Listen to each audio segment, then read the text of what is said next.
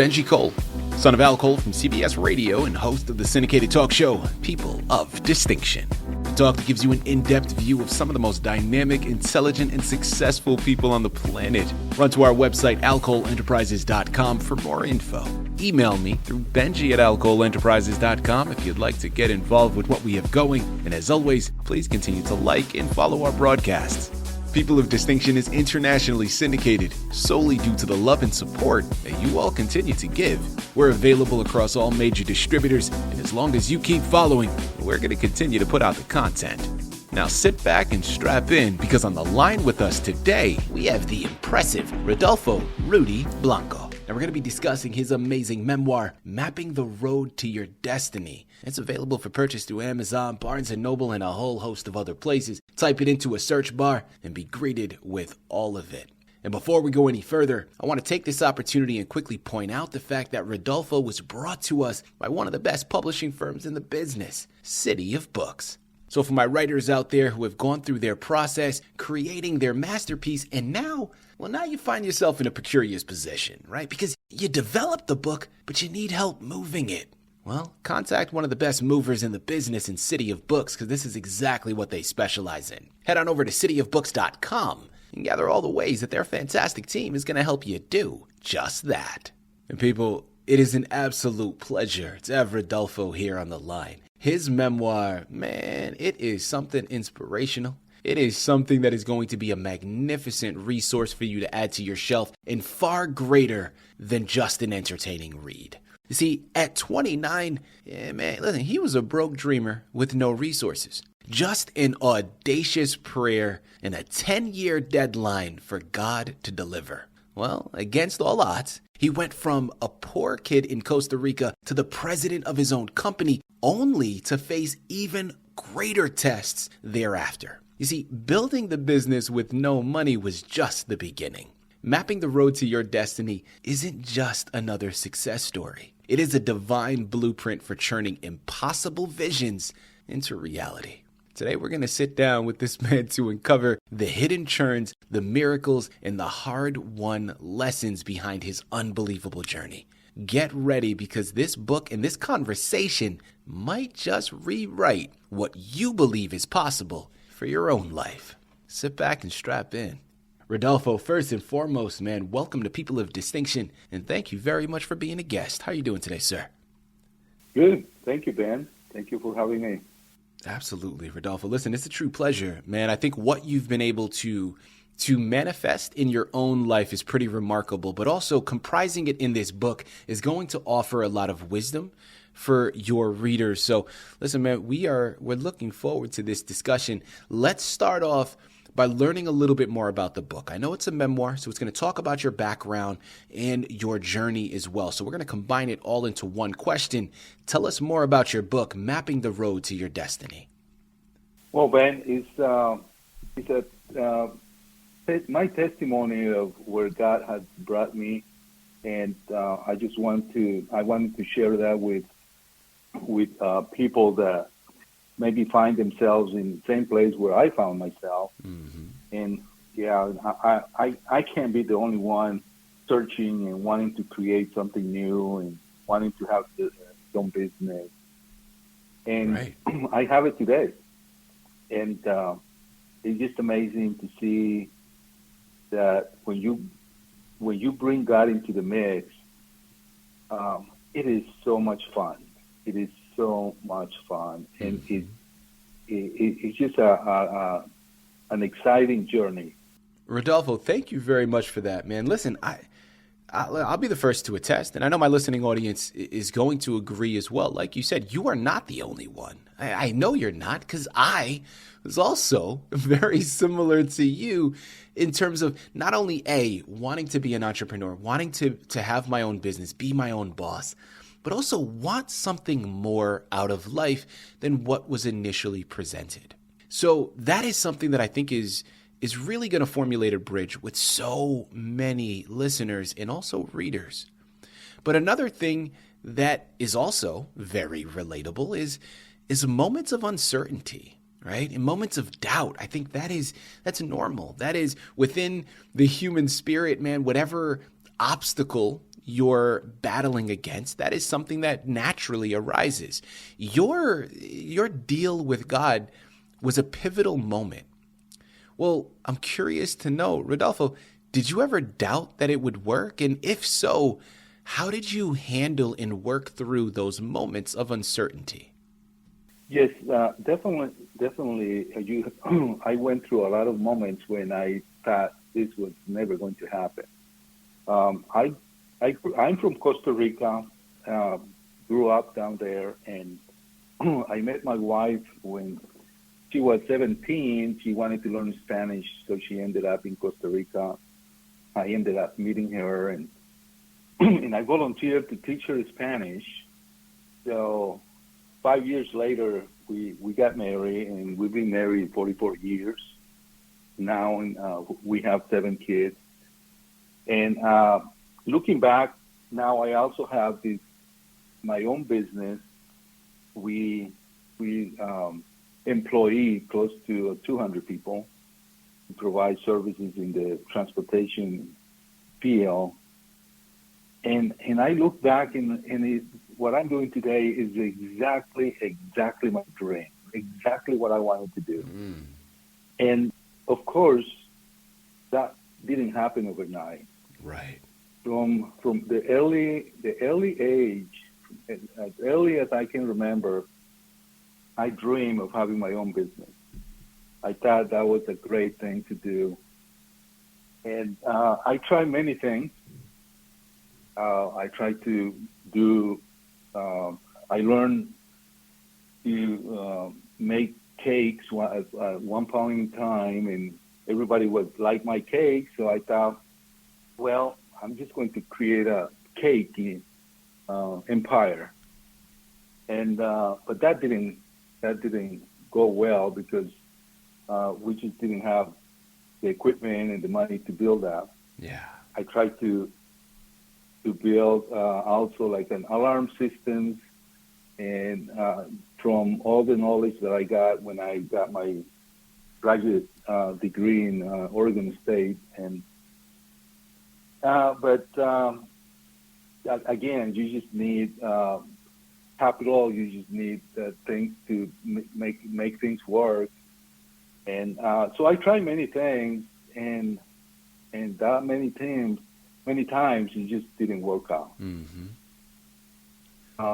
So finally, after living in Costa Rica for 5 years with my wife, we decided to come back to the States. And that's when I remember having a very, very serious conversation with God. And I said, God, if you're real, I want to have my own business. You see what I want. You know what I want. And I knew God was there because I grew up Catholic, and I went to mass, and I wanted to be a priest, and I became an altar boy, and I was always listening to those words from the Bible, and I enjoyed hearing those things, and so I knew there was a God, but I didn't really know exactly where He was, or how can I have a relationship with God. But I remember getting to the point where I needed someone to talk to, and that's when I reached out and said, God, I'm moving here to the States. I want to have my own business. And I told God exactly these words. I said, God, I'm not going to worry for 10 years. I'm not going to worry about the new business. You show me what I need to do. You show me what I need to learn. You show me the way. I will just follow what you put in front of me. And in 10 years, if I still worrying about my life and wanting to have my own business and still not getting there, I thought, well, I'll just go on my own. And that's what I did. And that was in February of 1986. And from then on, I started a journey, an amazing journey with God, in the spiritual journey and also just life journey. And in January of 1996, I was signing the papers to form my own company. Wow. Rodolfo, this is incredible stuff, man. And I want to stick here for a second because I think there is something very unique. Again, you're not the first person to reach up, look up to the sky, pray to God, and ask for certain things, right? That is something universal. We all have been there. Some of us are going through it right now. As they're listening to this podcast, they're looking up themselves and they're in the middle of a prayer, talking to God about what they want. So this is nothing new. You did something very unique by setting a very specific timeline of 10 years. That is something new, something unique. Well, I'm curious if that 10-year that 10-year deadline, was it just an arbitrary number that was being thrown out there? Why was that time frame significant? And I'm curious to know, what would you have done had it not worked out in time? Yes, I don't know. That came from somewhere inside of me saying, that 10 years sounds reasonable for God to create something for me. I mean, He created the world in 7 days. 10 years, I think that's generous. 7 days, right? So I gave you 10 years. It should be enough to do something for me. And but it's amazing, though. I look back and I think, a year into that, I wasn't ready for how I'm doing things today. 5 years, after 5 years, I wasn't ready either. But when 10 years was up, I was ready. I was feeling it. I knew it was coming. I knew it. I was just getting ready to open the door and jump out. Yeah. It's like I had it. Like I knew it was coming. And those little things down the road that you learn, that you say, that's not a coincidence. Mm-hmm. I had to learn that. Oh, that's not a coincidence. I just learned something new. Oh, this is going to help. I know this is going to help me. And there is just this little light along the way that God said, you see, keep going. Don't worry about it. Keep going. Love that. Until you know that you know that you know. Yeah. I love what you just said, man. And listen, I think it plays in perfectly with my next question. Because I've always been a firm believer, I've talked about it a number of times here on the podcast. And I mentioned that when I was younger, I can't remember exactly what year or how old I was, but it was somewhere in my teens, all those years ago. And I remember being in a period of time where I just woke up one day, or I came to a realization, and I understood that there are no wins and losses in life, right? Listen, people, it's a very simplistic approach in how to say it. There's a lot of areas of gray and a lot of nuance, but essentially there are no wins and losses, because even in those quote unquote losses, those setbacks, if you will, there are lessons to be learned. There's wisdom to be gathered there. There's strength to be found.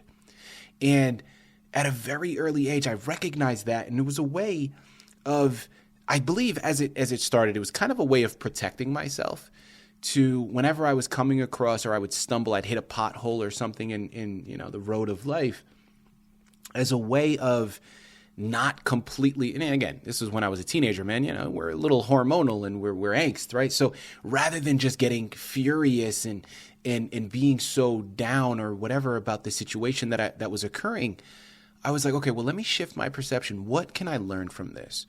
What can I gain from this? What is the silver lining so that A, it helps me internalize this quote unquote loss better, but B, I'm able to now grow and develop through it. And I think it's a great point that you're bringing up, and something I want to explore further, man. You said this didn't happen overnight. There's hills and there's valleys, and your journey is still being written, right? So by no means are you're in the promised land and all of a sudden everything is rainbows and butterflies. There are setbacks that you've encountered and probably will still encounter in the future. So I'm curious, what's a failure or a setback that you encountered along the way that now, in hindsight, looking back, was actually a necessary step toward your destiny and your ultimate goal? Well, there has been a lot of those, and when you have your own business, it is easy to make mistakes. Mm-hmm. The fact that we have been around 30 years, there's no guarantee that we'll be here tomorrow. Yeah. You can hire the wrong people. You can buy the wrong materials and lose everything you have. You can invest in a lot of equipment that you don't need or it doesn't work very well. You can lose it all. So it is very easy to make mistakes.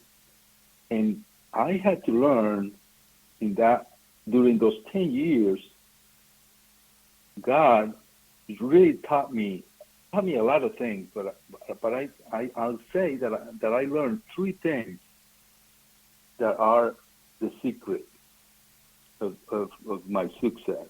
And the number one is I had to learn to live by faith. I had to learn, number two, I had to learn to trust the Lord in everything. And number three, I had to learn to give him the first fruits. And those three things together makes God my partner in the business. Yeah. So he's he's the one that is actually running the business. I'm just watching over his shoulder. And because there are just so many ways that you can make a mistake and you just lose it all. There's so many times where, I cannot solve a particular problem. And that's when God says, I want to be your partner. Let's do this together. And that's what I had to learn. Not just me having my own business and running this thing on my own. No, that's not what I wanted. I wanted to be able to look over and say, God, I can't fix this. You need to fix it because I can't. And that's the beauty of the journey, doing it with him and bringing him into the business. Mm-hmm. Well, listen, I think that brings up an interesting question. And we're gonna start to tie out of the interview now. And I only have a couple left, but I think this one is profound and really one that I want to bring in because you're mentioning all of these things and this partnership that you have with God. Well, Rodolfo, do you believe that everyone has a pre-written destiny? Or do we create our destiny through the choices that we make? And if so, where does God or, higher power, because anybody listening in, maybe they don't categorize it as God, and you have a different name for that force in your life. Where does that higher force fit in to these decisions? I believe sincerely that God created us with the ability to choose him or not. Yeah.